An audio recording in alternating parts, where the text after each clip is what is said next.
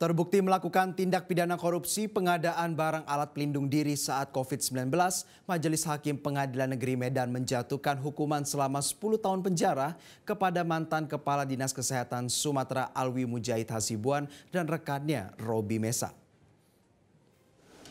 Terdakwa Alwi Mujahid Hasibuan, mantan Kepala Dinas Kesehatan Sumatera Utara bersama rekannya Robi Mesa menjalani persidangan di Pengadilan Negeri Medan dengan agenda pembacaan putusan.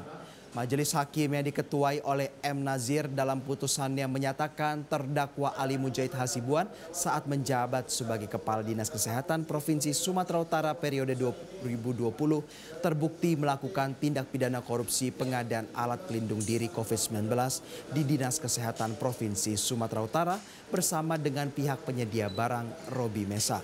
Dalam proses penyediaan APD ditemukan pengadaan fiktif barang yang tidak memiliki izin edar serta barang yang tidak sesuai spesifikasi.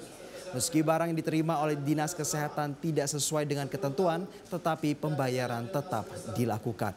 Terdakwa Robi Mesa sebagai penyedia barang dinyatakan melakukan penggelembungan harga tak wajar atas perbuatannya. Kedua terdakwa, hakim memvonis hukuman 10 tahun penjara dan denda 400 juta rupiah. Usai mendengarkan putusan hakim, Alwi mengaku kecewa dengan vonis yang dijatuhkan sebab hakim tidak mempertimbangkan fakta yang mereka sampaikan di persidangan.